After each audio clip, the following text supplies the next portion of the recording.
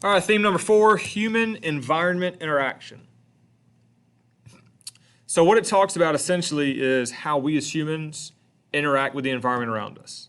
I like dumbing definitions down, so if you look at this and you talk about the study of human-environment relationships or, a different formal definition, I like you putting definitions in your own terms. So literally, how humans interact with the environment around them is the definition of this.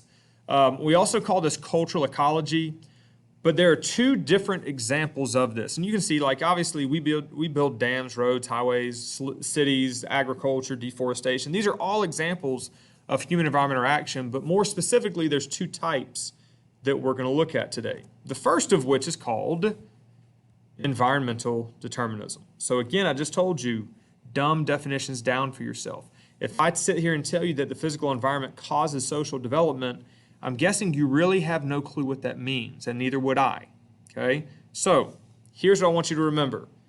The environment determines how you live. Okay, I'll say that again. The environment determines how you live. Environmental determinism is typically practiced by groups of people that have very limited technology. To be clear, this is not us. At no point in your life have you grown up using environmental determinism. Okay? So for example, if you look at this map right here, these are the 8 earliest civilizations of man, cultural hearths, if you will.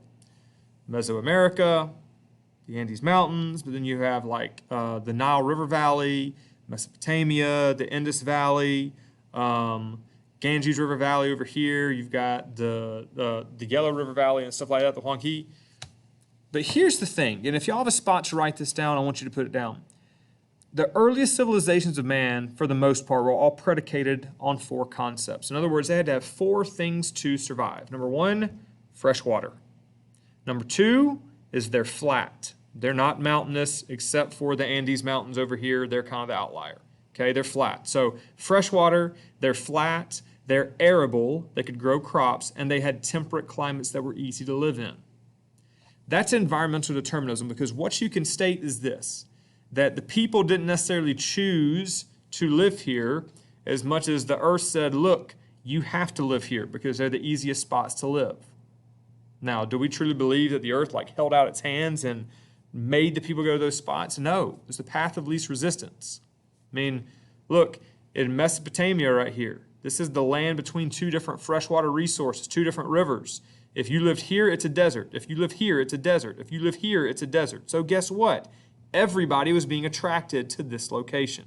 Same thing here and here and here. These are the easiest places in the world to live, which is why they're the oldest places in the world. Okay? And you have these kind of cradles of civilization. On the other end of that, there is something known as possibilism. What's the root term of possibilism? Possible.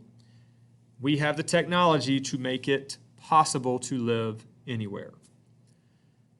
Look down here, air conditioning. Okay, guys, this picture right here, this is from Arizona. Arizona is a desert, but if you notice, there's a golf course. That is not something that would naturally occur there. You've had to pump water in. They bring water from California and Colorado and these other places just to be able to water these fairways. That is possibilism. See, for the longest time, living in Arizona was not a fun thing to do. Because who wants to live in a desert? Well, it's really not that bad if you have water and air conditioning. I mean, think about that. It's sunny and 80 degrees all year round, if not a little bit hotter. But living in a desert is honestly probably pretty awesome if you always have fresh water and if you always have air conditioning. How bad can it be? That's possibilism, though. This is something that we've seen. Arizona is one of the fastest growing states in the entire country. Or think about this. Some of y'all have probably gone skiing, like snow skiing in the wintertime. I myself have never gone. Former college athlete. I couldn't risk injury, and I still, to this day, have never gone to like Colorado and gone to Crested Butte or Jackson Hole or anywhere out west.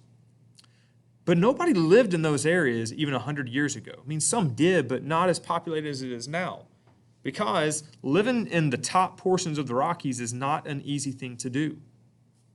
You'd freeze to death. But guess what? If you always have heat, and you've always got hot tubs, and you've got mass transportation to get you there, it's not nearly as big of a deal as it once was. So these areas that we once saw these being as these desolate environments that you couldn't survive in, now we see them as being resort areas where you go on vacation. How crazy is that? That is possibilism in a nutshell.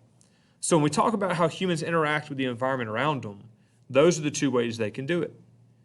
If the environment controls humans, it's called environmental determinism. But if humans control the environment, it's called possibilism.